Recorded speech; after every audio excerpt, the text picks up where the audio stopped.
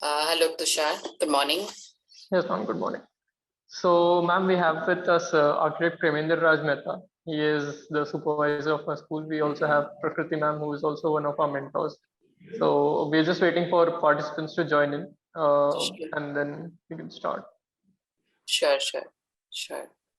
I also wish a very good morning to Mehta sir and ma'am as well. Sir, you're muted. Good morning, Diti. Good morning, sir. You have been referred to us by Sandeep Kaushik, your college senior. Okay. Thank you, sir. Sandeep is a very close friend, and he spoke so high about your work. Thank you so much, sir. It's an Impressed, honor very for me. impressed. Yeah, very impressed to see that work. Yeah, you are based at Guwahati, or where are you? No, I'm based in Bangalore. Bangalore. Yes, Bangalore. Yeah. Yes. Okay, wonderful. Thank you so much. Yeah, we have a lot of art lovers there in Bangalore now. Yes. Right. No, you are at the right place. Absolutely. The right environment is really important. Yes. Very important for ideas. Yes. Yeah. Ideas Any art form, any art form to flourish, you need patronage. Yes, definitely. But your work is just wonderful, simply wonderful. Thank you so much. So I'm really honored that I've been invited for this talk, and then I've been referred by eminent personalities and like you and Sandeep sir. So it gives a voice to my aim, the goal behind why I'm doing this particular art. So I definitely feel that I'll succeed, at least achieve something, not being successful, but at least reach somewhere where my the aims and objectives of this total this art form reaches to the masses and the idea behind it. Yeah, great. Okay, so it is 10:05, but I think we can wait a few more minutes for more participants to join in. Sure, definitely. Then we can begin. Hi, good morning, Tushar. Welcome, Diti. Good morning. Good morning, ma'am. How is my voice audible properly? Yes, ma'am. Yes, ma'am. It's clear. Okay. Sure.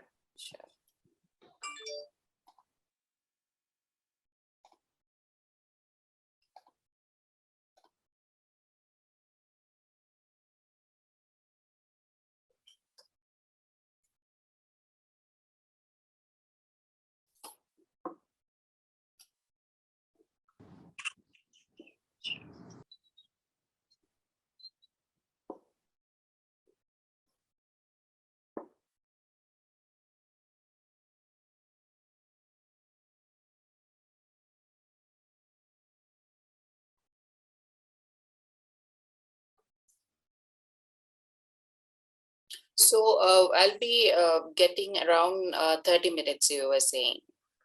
Ma'am, it's 30 to 40 minutes. It is basically we don't really have a fixed such a strict timeline, but we try to close it up or wrap it up by 11.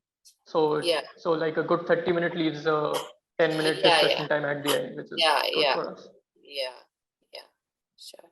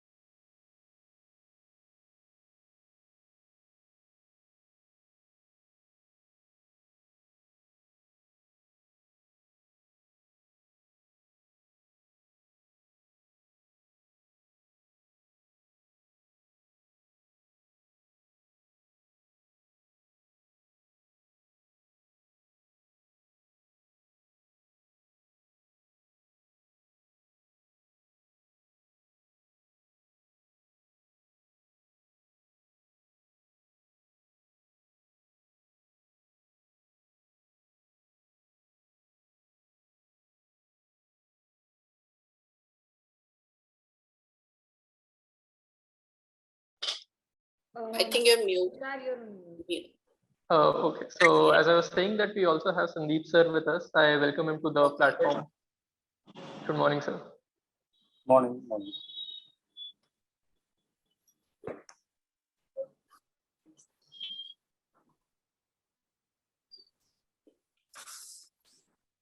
Good morning, Sandeep. Yeah, morning. How are you?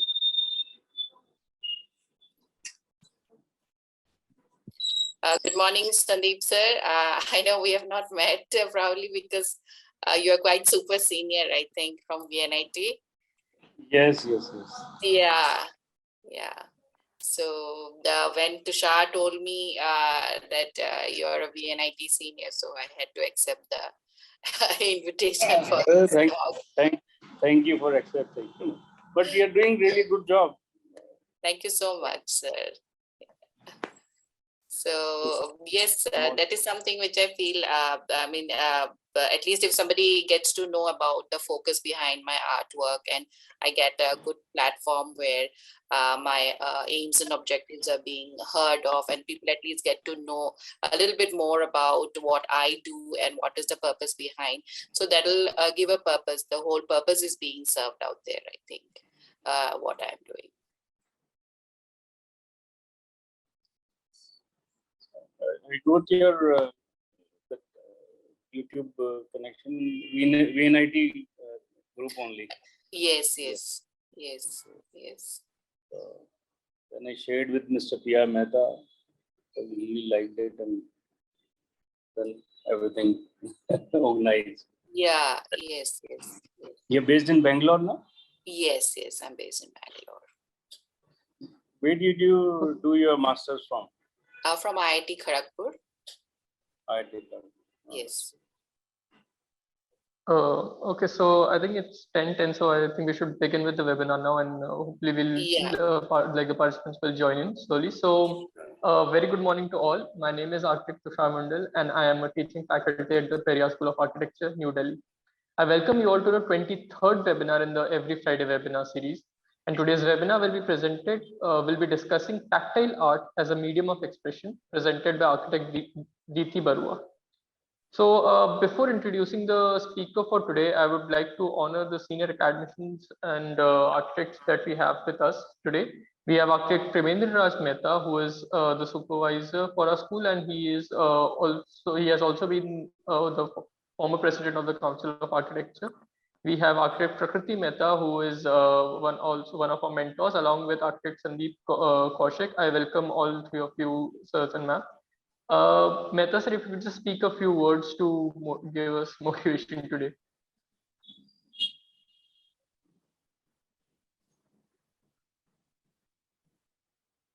Sir? Okay, so I think sir is having a bit of an audio connection issue right now. So Prakriti ma'am, if you could just go ahead and with that. Right. Hi, I welcome Diti at this, I think, 22nd webinar series. And it's wonderful to have you here to discuss your work and also motivate all our participants to take up a similar profession or similar challenges. Also, this is a platform which also allows all our fellow participants here to, be with us, join us, present whatever idea that you have in mind as an open forum, discuss with us, and perhaps take it further ahead as in case of a workshop or an exhibition of however you would want to express your idea. The school is also opening up, so I think we'll also start getting into a hybrid situation very soon. So in case all of the participants here have any ideas that need to be exhibited or discussed or would want it to be on an online platform for a greater reach, should just join us. Yeah, I think I welcome Diti once again, and thank you for joining us. Thank you so much, ma'am. So now I will introduce our speaker for today's webinar, Architect Diti Baruah. So Diti is an academician and researcher with more than 10 years of professional experience. She is an architect and city planner who has graduated from NIT and IIT. Her area of expertise is in public participation, and her current work focuses on textile art as a medium of expression and data collection. She is also a nationally and internationally published embroidery artist who has been featured by Vogue, My Modern Met, Mint Lounge, Anandabajar Putrika, and many more. Her artwork focuses on natural heritages of Northeast India and has been able to garner much attention. So today she will be talking about data collection and as a medium of expression, how tactile artwork can help us serve us in those aspects. So I request Dr. Deepika that she can now begin her presentation, and it is a request to all the participants to keep themselves muted for the duration of the presentation. There will be a discussion round once the presentation is over. Ma'am, you can begin your presentation now. Thank you, Tushar. First of all, I would like to thank all the distinguished personalities present today for this talk. And I'd like to thank the Periyar School of Architecture for inviting me and giving me this opportunity to talk about my own area of focus as an architect, as an urban planner, and now as an embroidery artist. So today I'll be talking about embroidery as an art, how we can use it as a very powerful tool in expressing different ideas, as well as again while we collect data. I'm going to relate it in terms of urban design and urban planning so that it doesn't feel totally like two poles apart. So it's just my attempt in merging these aspects and then trying to find out something meaningful. And as Tushar had said, my focus is mainly about the natural heritage of Northeast India. So I'll come to that point during my presentation, why I have chose this particular area and what is that I do and why. I'll try to talk about it, and then I'm open to any questions which I'll try to answer. But this is something new, even I'm exploring. So thank you once again. So I have very few slides, but more of within within this particular time frame, I'd like to talk about the whole outline.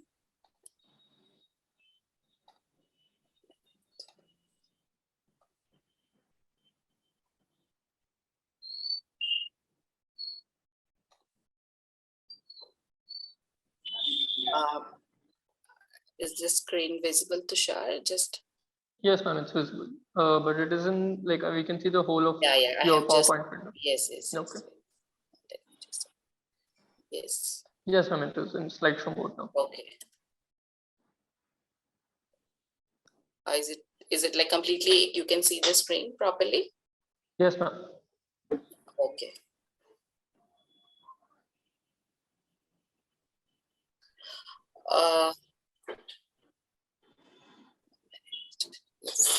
So yeah, I'll be talking about tactile art as a medium of expression and the potential of embroidery to be used as a tool for data collection in urban design and planning. So this is an outline of what I'll be talking about in brief.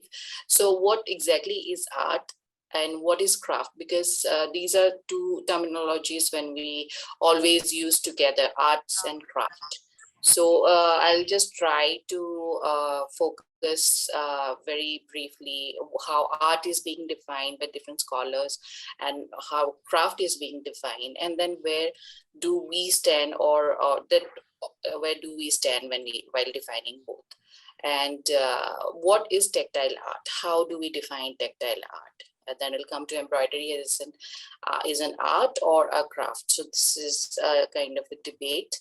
So, and then we'll move ahead to how embroidery is significant for urban design and planning. Then we'll come to memory maps with pen and paper, or you want to do memory maps with fabric and stitches. Then what type of data are we talking about when we talk about data collection in urban design and planning? How is this data so powerful? How can we use that? How can we interpret that particular data? And I'll do a small comparatives analysis, doing a comparison between 2-3 examples. And the last part will be how different ideas, using different ideas, we can move ahead. So as we say art, what is that we understand by art? So for example, I take this what Plato explains art. So for Plato, art is something which is representational. So art which can be represented, and again, which is a form of imitation. So here, what we say imitation probably is something which we want to represent, and something which we already have it in our mind, or something which we have already seen. So seen, and then we want to represent that. So it is a form of representation as well as something which is already there, because it has come in our mind as an idea, and then we are trying to imitate it. And then it is a form of expression in terms of what we are trying to express. So so what we have it in our mind as an idea, how are we expressing it? And Hegel, again, 1886, probably he emphasized more on the sensory expressions of artistic beauty. So again, you see Plato is not talking more about the aesthetic part here. But then Hegel talks about the sensory expression of artistic beauty. So here we are slowly moving towards something which is related to beauty, something related to sensory experiences. But again, scholars also argue that scholars like Wiggs, he also argues that art can't be defined. There is no particular strict definition for art. While again, during 1970s, again, Bond defines art as something which has an aesthetic value. So again, artistic beauty, aesthetic value. So these are some of the terminologies we always relate with art.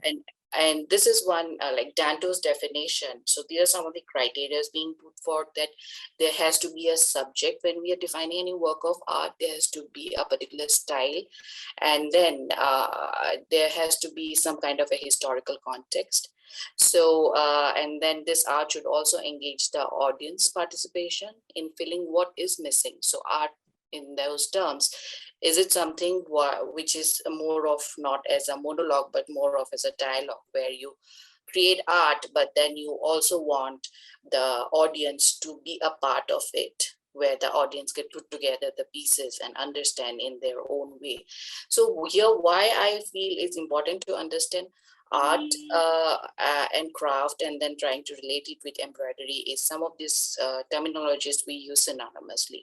But it's important for us to go back and see how it started, how was it defined and how it has undergone different kind of interpretation, and in modern terms, how it is being used. So then we come to a little bit of definition about the craft. So craft, again, it's something which needs skill for creation, and mostly it's being related with the marginalized group of people. And craft is something which you do every day. So it's like normal. It's included in the normal everyday task. So so here again, when we see this particular definition regarding craft, we see there is a biased interpretation, because here we are saying more about the marginalized people, because they are the work they do, the artifact which they create, those are called the craft, but not an art again.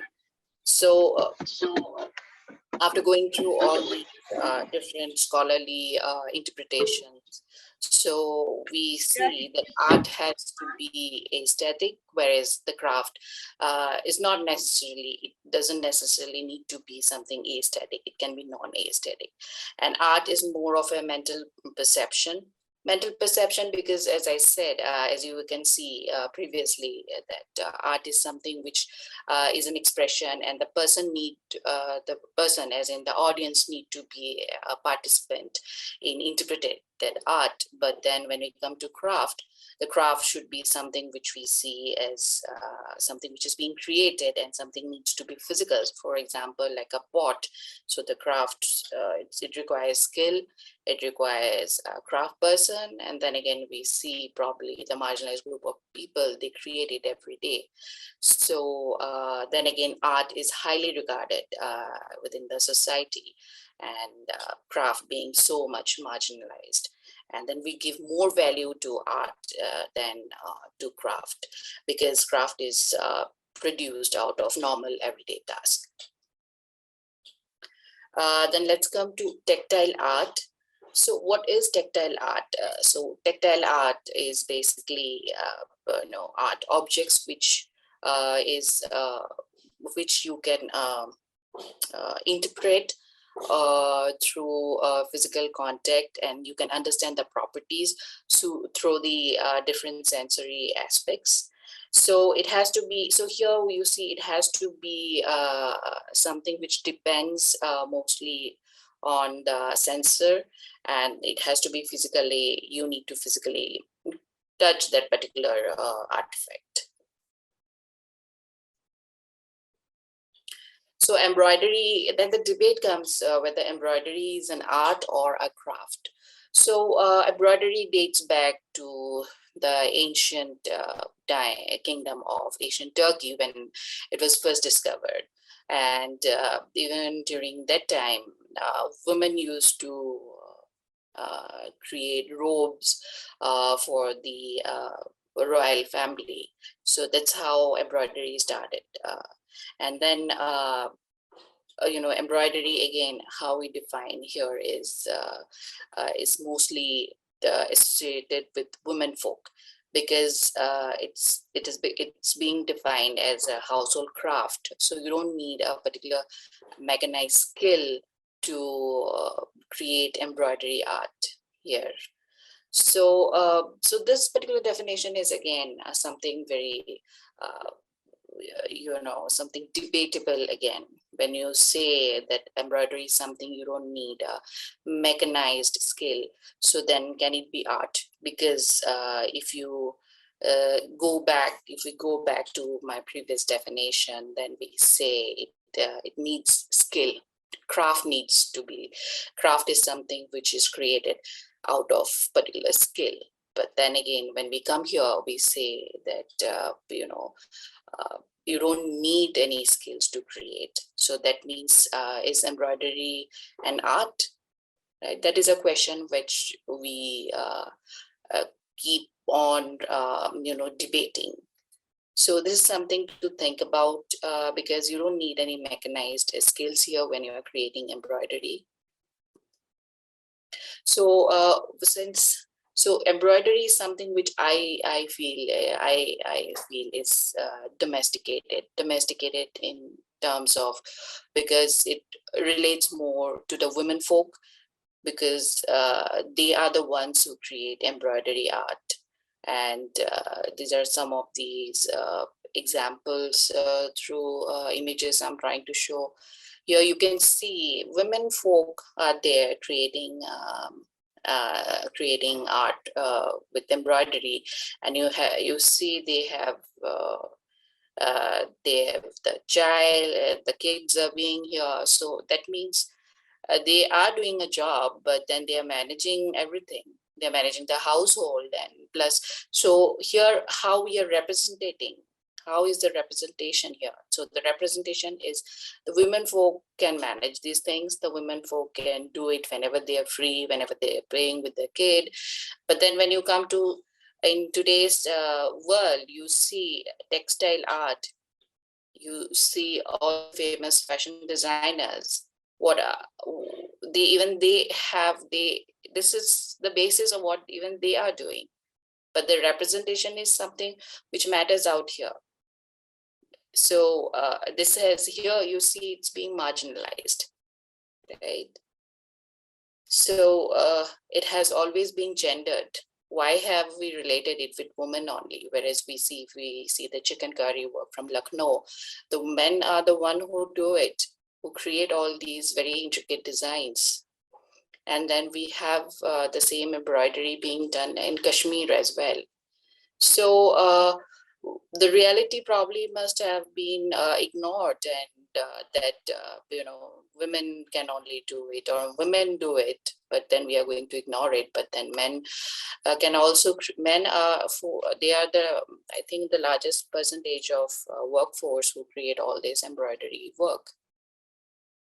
So as I said, expression matters. This whole concept behind is through all these slides, I wanted to talk about how art is being represented, how craft is being defined, and how embroidery is being portrayed to the whole world, whereas the reality may be something of which we don't want to talk about. So expression is what matters. So I'll read this particular line, particular paragraph, which is being quoted from Vogue, who published my story recently. So this says, framed by a hook, two small boats of lotus speakers rowed towards floating swirls of green leaves dotted with bright pink flowers, trailing soft ripples over the azure surface while wispy clouds hover above. This overhead view of the Doki River in Meghalaya is a pretty scene, but what is remarkable is that it is embroidered, each element skillfully threaded to reproduce this idyllic setting. The textured piece of art, which provides an aerial view of this relatively unknown part of the country, is an attempt to create awareness of the natural heritage of Northeast India.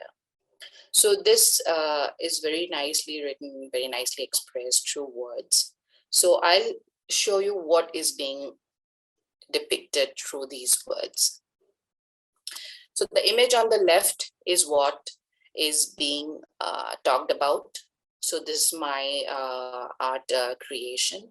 This is my embroidery art depicting the Doki River. Doki is a place in Meghalaya which have crystal clear water. There's a actually the place is called Doki, and the river is Omnot River, which is crystal clear water. So when we see the image on the left, you can see I have used thread.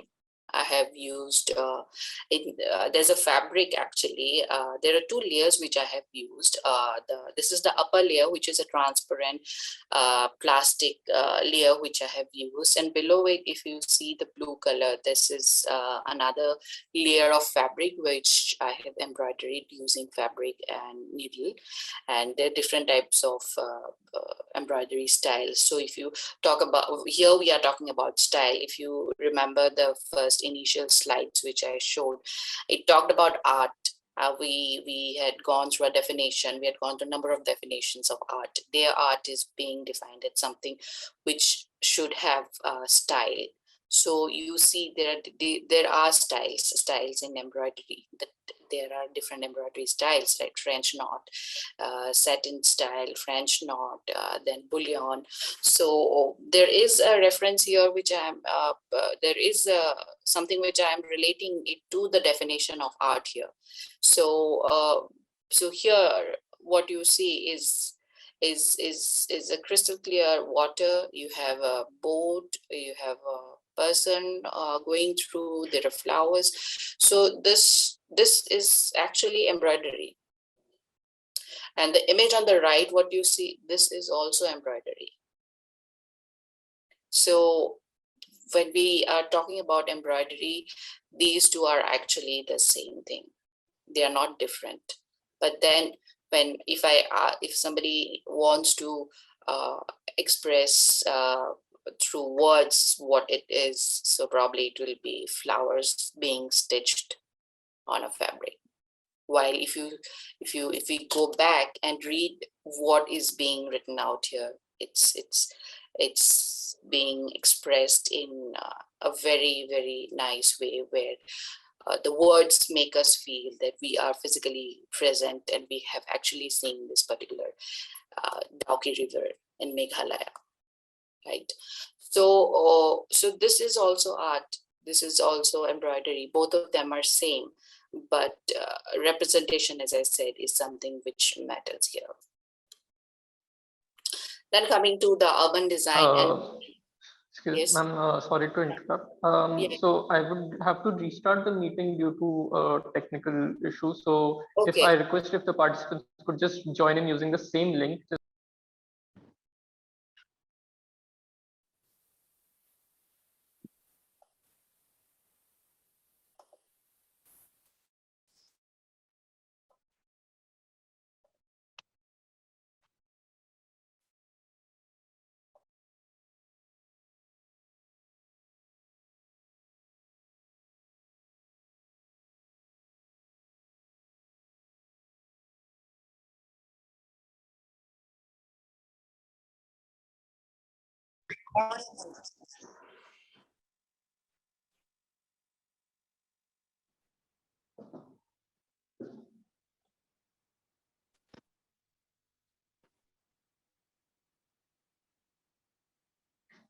I do apologize for the inconvenience to all the participants. Ma'am, you can just start the screen sharing, and we can wait for like 2 minutes for the participants to come back, and then we can resume. Okay. Okay, I'll just put on the slide.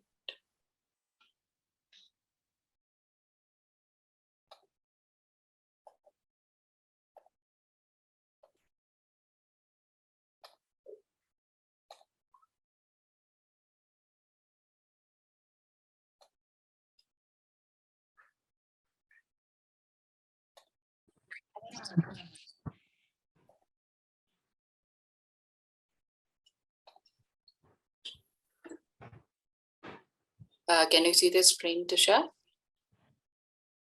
Yes, ma'am. Okay. So let me know when I can start. Yes, ma'am. Just like a minute more maximum. Yeah, Then you sure. can start.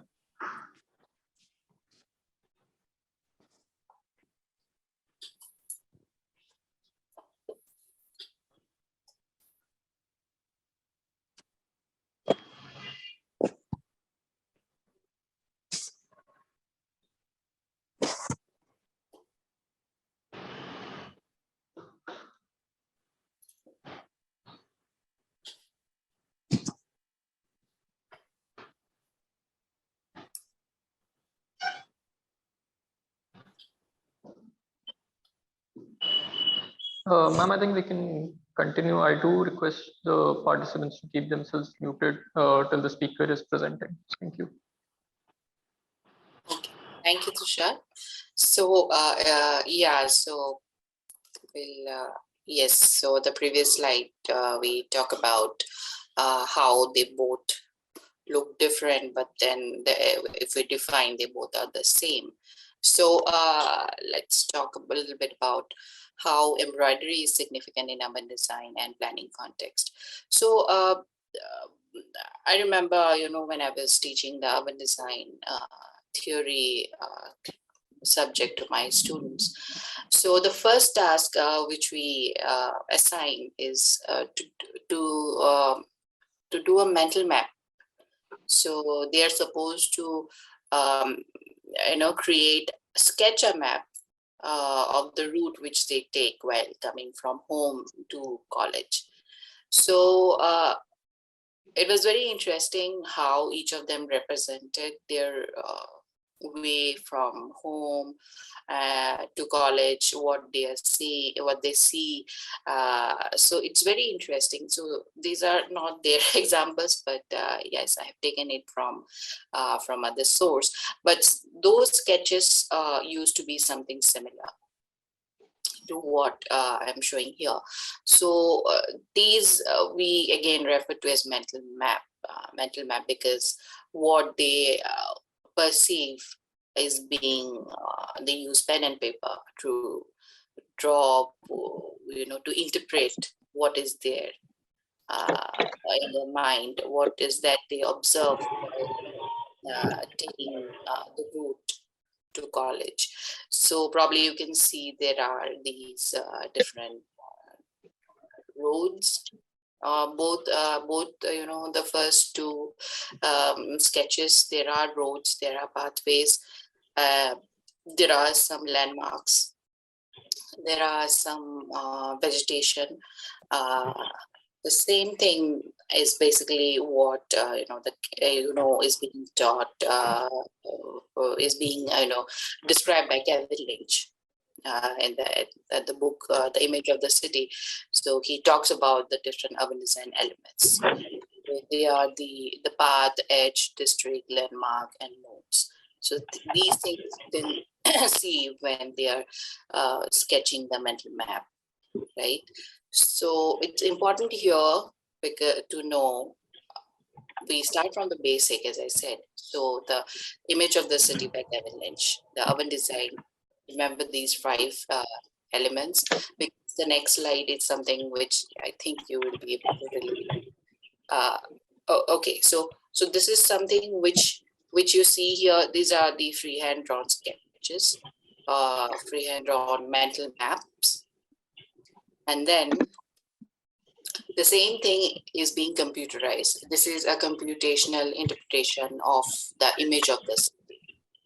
This is a research work that was being done previously, where they've used computerized maps to interpret the image of the city, those 5 elements. These are the 5 elements that we taught just now. We saw district, edges, landmarks, nodes, and paths. So you see the top image, we have the landmarks, and then we see top right, we see the transportation linkages, we see the nodes, then we see the paths. So the below image is also, which shows what we have. These are actually the different elements as described by Kevin Lynch. So, so this particular research, they have computerized, as I said, the image of the city. But their conclusion, let's go through what they concluded finally after the this computational interpretation. The complexity of human cognition and perception cannot be fully captured with a computational approach to mental representation. Interviews and sketch maps are more comprehensive tools when it comes to study humans' representations, their expressions, and their decisions within the environment. This is a very powerful interpretation after what they have done, what they have studied through computerized images, but ultimately this is what they have inferred. So what they inferred is that interviews and sketch maps are very important tools when it comes to representing what human beings want to express. And based on their expression, what are the important decisions that can be taken while doing urban design or urban planning. So it's not that the computer or the different type of technical representations that are being used can solve all the problems, or they can represent all what the human mind wants to express. Okay.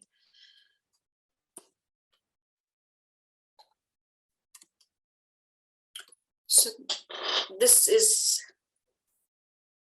an image which the computer is not being used.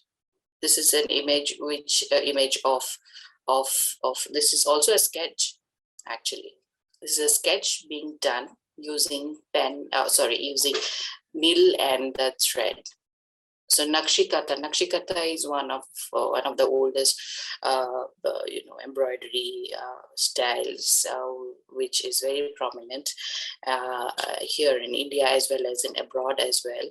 So can we do a memory map with fabric and stitch?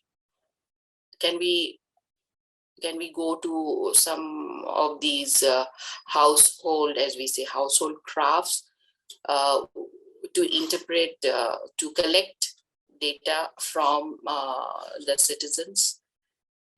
Can we actually do it? This is something which we need to think about beyond the information and communication technology that has been able to make remarkable development when it comes to planning.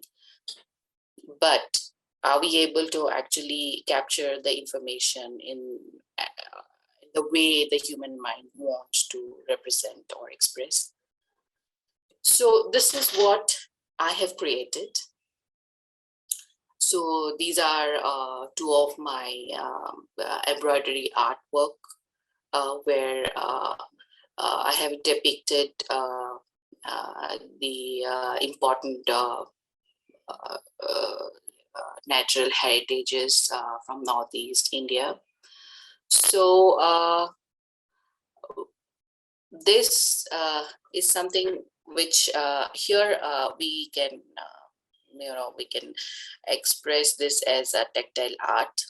Tactile, as I said, something which physically you can touch, and then you can explain about the different properties here. So tactile art here is something which I interpret is inclusive, where we are talking about even the visually challenged people here, who can also understand what's there that is being represented, what is this natural heritage that is being represented here. Then again, something tactile also, because this gives a lot of depth here. This gives this interprets the reality through art.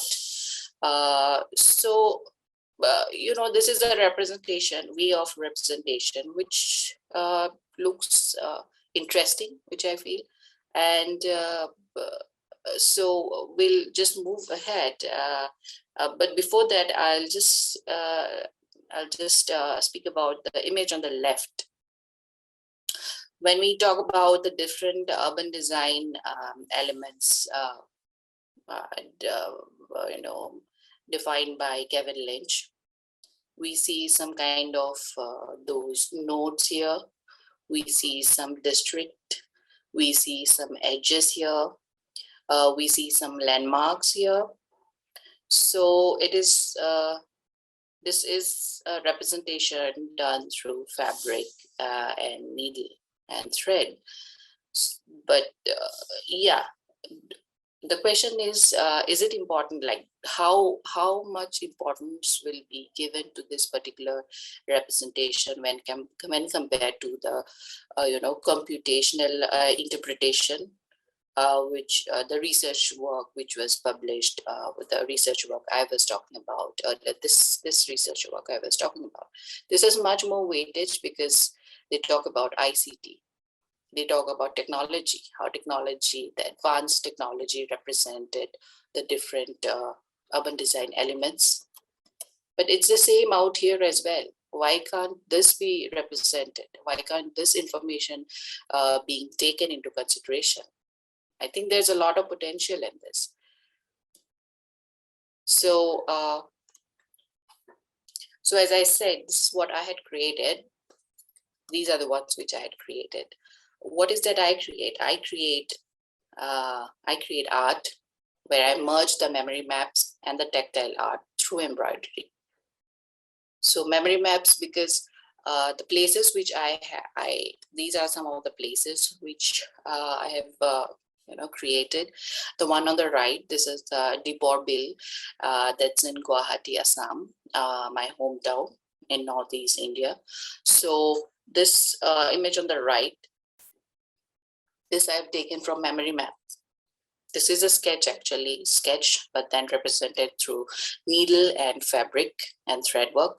So I have seen the Dibor Bill. I have seen the Dibor Bill. I have seen the rich vegetation out there. I have seen the different boats plying out there, the livelihood of the people who stay nearby. They earn their livelihood based on the flora and fauna of the Dibor Bill. So I'll talk in detail about this later. So this is what I create. And what type of data are we talking about then? How do you think that embroidery is something which is very powerful? So as I said, the Umnot River, which I had done earlier. So here I think it talks about how crystal clear the water is. So probably the water quality it talks about. Probably we can interpret the data related to the socioeconomic background of that particular area. The people who reside out there, are they dependent on the river? Are they dependent on the river for vegetation? Are they dependent on the river for tourism? Because of this crystal clear water, it has become very sought after tourist destination in Northeast. So this is some of the aspect. These are some of the aspects we can interpret from this particular work from the left. Then that is the image on the right. That's it's titled "Phumdis of Loktak Lake, Manipur, Northeast India." Phumdis, I don't know how many of you may have heard.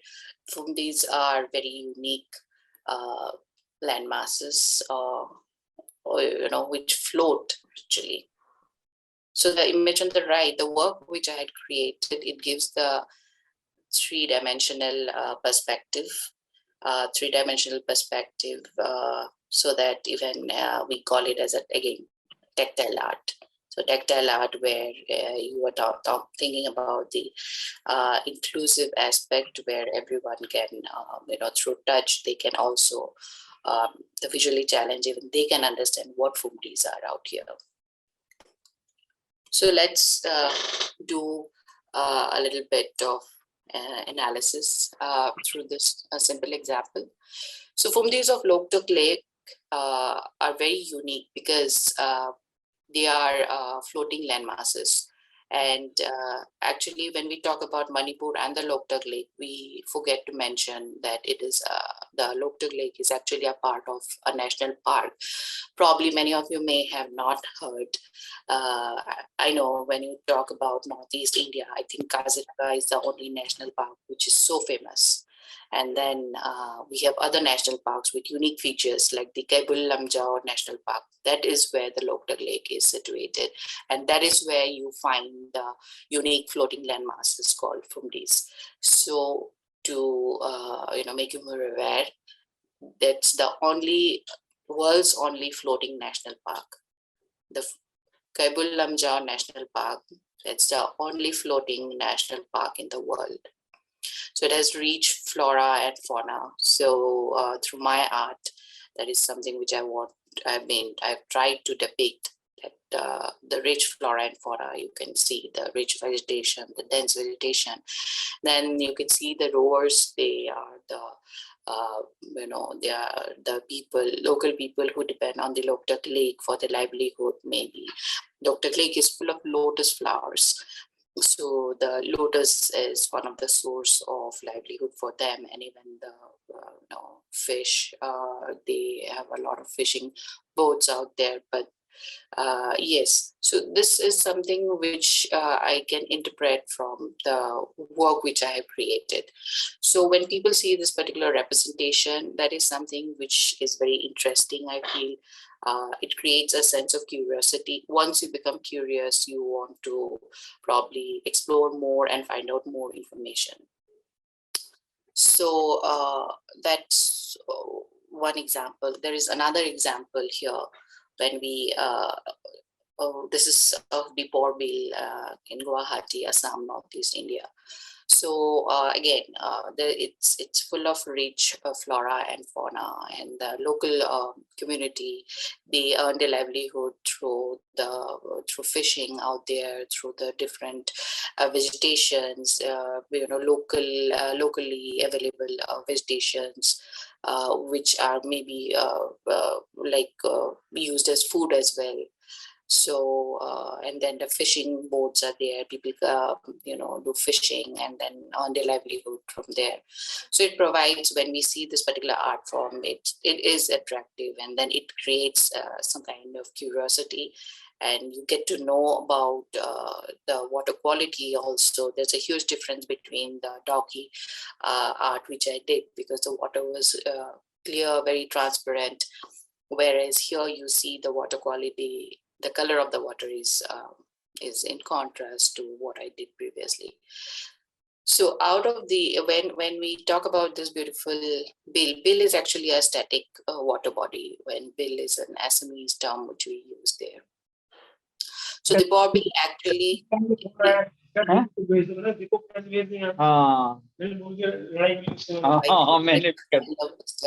sir, if you could just, okay, thank you. Ma'am, please. Yeah. Sorry. So the bill actually, when you see this artwork, you feel, wow, it's so beautiful. It attracts your attention. The Bill actually is a Ramsar site. So you can understand such a beautiful site, such a beautiful location. It is a Ramsar site, but very sad to know again that that the main railway line runs through the Bill. So out of all these, I mean, all these years, people have known about this particular location, about this heritage site, which has been enlisted by as a Ramsar site. So that means there is some importance, but till now, nothing has been done where the main railway line runs through this natural heritage. So what is that I wanted to talk about all through all these presentations? If you see how my presentation started, I have included very few images, and I've done it purposely because I wanted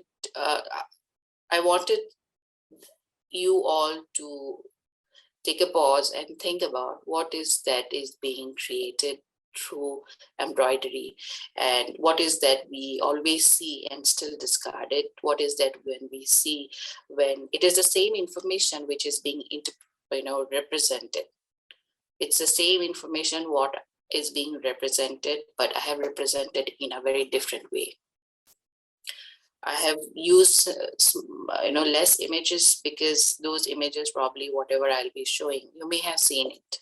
Those may have become, like everyday task where you have seen those images every day. It's like, okay, there's a woman, doing embroidery. She's doing chicken curry work. She's doing, she's creating something through needle and using fabric and all. And but then when you see the work which I created is something I'm representing the same kind of information. You see this particular image on the left, it has all these 5 elements of Kevin Lynch, which he talked about. We have the nodes, we have the landmarks here, we have the different parts, we have the districts here. You can see the image. These are, you can see the embroidery artwork which I did. There's a major highway running through. That's the path, and there are different nodes. You can see there are very tiny roads.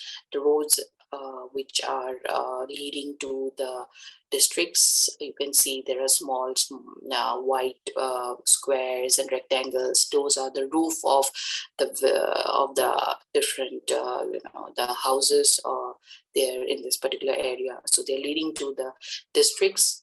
So then we have a few landmarks probably out here, maybe a shop out there, or maybe the district headquarters somewhere. So when we see the image on the left, that is a different representation. When we see those images on the right, those are the different representation. But both these, the right and the left, they are talking about the 5 elements which we see in urban design.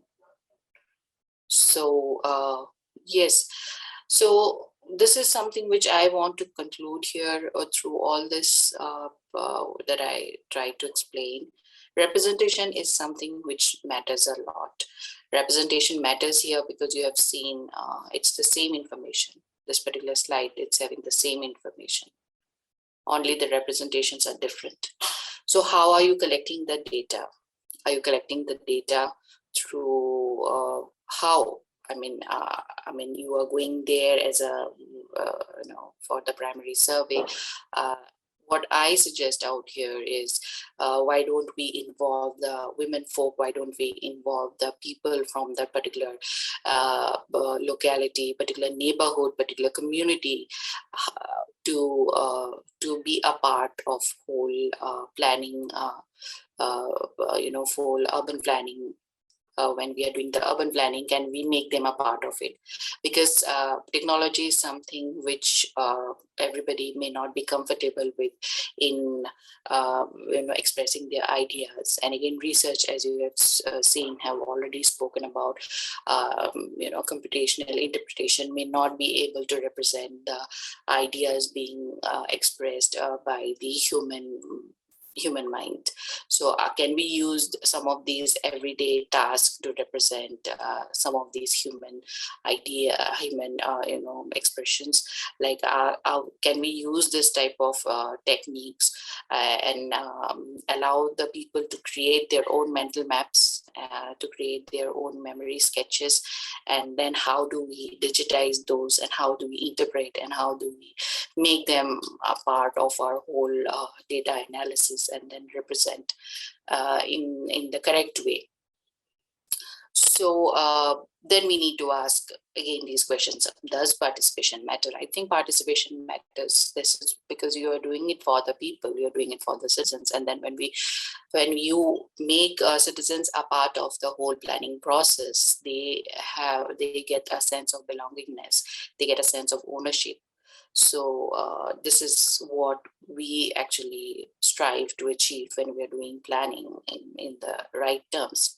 So we can encourage definitely, citizens to be a part of the whole planning process through these kind of techniques. And then again, I had talked about the tactile art, because then we can make it more inclusive as well, where even the visually challenged people can be a part of it, and they can understand. They can't go around and they can't see what is being there, but then this type of art forms can definitely make them aware of what is there in their surrounding, and then make it much more exclusive. So this is what I had tried to express through today's presentation. So I think there is a lot of potential in the way we represent, and the way I've already opened up different avenues how people can think in a different using, merging different techniques, merging different methods, don't discard the traditional and the locally available knowledge, and go ahead with only the technological aspect or the advancement, because ultimately it's the human beings who you are designing for, and then their perception, their expression matters much more. So this is where I want to end my presentation today, and thank you so much for giving me the opportunity to talk about the art which I create and why do I create. And I focus mainly on Northeast India, because I feel Northeast being underrepresented. If we get the right, if we get the right platform, probably there's much more to be being shown about Northeast India here. And then natural heritages, because Northeast India, we have a lot of natural heritages which are culturally significant for the local community, but which may not fit into the criterias, international criterias or national criterias, but they need to be known to the world and to be preserved for it. Okay, thank you. And then I am open to any questions, which I'll definitely try to answer. Hope you found this discussion interesting today. Thank you. Okay, thank you so much, ma'am. It was a wonderful presentation. So participants can now ask questions. If you have any question, we are a bit over time, but I think that's fine. If you have any question, you can either put them in the chat, or you can just yes, please go ahead. Can I say something before you start? Yes. Yeah, Diti, I think it has been a wonderful presentation. Great effort by you to connect perception with heritage, with a medium which is far more communicative to everyone than technical representations of what we see and how we look at things. I have no words to say that it's too good. Absolutely wonderful endeavor, wonderful effort you are making every day. And the way you have presented it, I think in such a short time, the whole thematic part of the entire your understanding and sharing it with us, I think it has been simply wonderful. I look forward for more interactions with you. And I think a larger population of students need to know about this, that how communicated perception can actually enrich the memories, enrich our heritage, our values for what we see, we understand. I think it's just wonderful. Thank you very much for coming in, and I must also thank Sandeep for getting you introduced to us. I think just wonderful. Very well done. Congratulations. Thank you so much, sir. It's a team effort, I would like to say then. Actually, you need a whole team for your encouragement. You are a part of the team.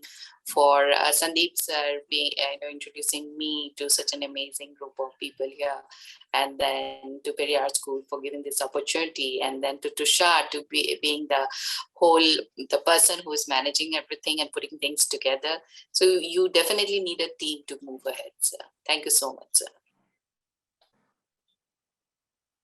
Thank you so much, sir. And I think we just have time for one or two questions. So let's see, there's a question in the chat. So Sanobar asks, she says, thank you for the wonderful glimpse into your research.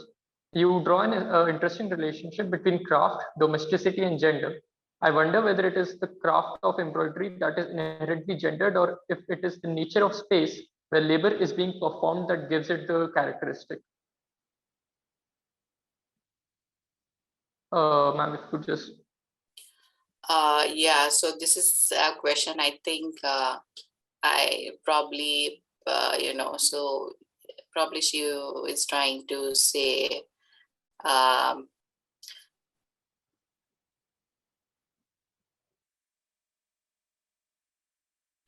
think it is it has been gendered because it has come through what is being depicted to us all throughout the ages. When you search for some of the scholarly work, you'll definitely find about women only doing the embroidery. But I don't think that is exactly what it is. But then the way that is being portrayed and being shown to us, probably something I'd say it's wrongly being interpreted. So, and then about the space part, where the labor is being performed, not necessarily the space is, I think, something which we can't say that is because of the space that we are, making it more genderized, maybe probably out here. Does this answer my question, Sanobar? Thank you, ma'am, for the question, yeah, for the answer. Sorry, and thank you, Sanobar, for the question. We do have one more question, but I think we are sort of running out of time because the meeting will also end in like a minute or two. So I will encourage Gaurav to just connect with Deepti ma'am over Instagram or over email. I can share the contact if required. Yeah, probably you just need 1 minute to probably answer Gaurav's question. I'll be actually, I just wanted everyone to, just sorry about that. Thanks Gaurav. Yes, this is something very interesting that you had asked. So there are actually live examples out here. There are different colleges, research schools in India, which they have actually done this kind of data collection where they place the map. They have used particular nodes, as I said, the urban design, we have particular nodes.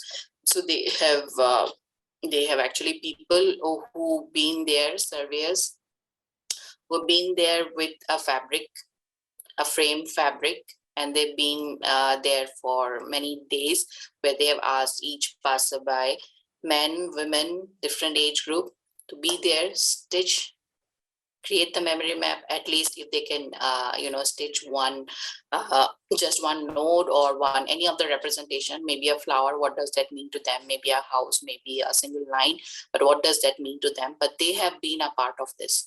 This has we do have live examples, but we need more live examples out like this. Thank you, Gaurav. Yeah.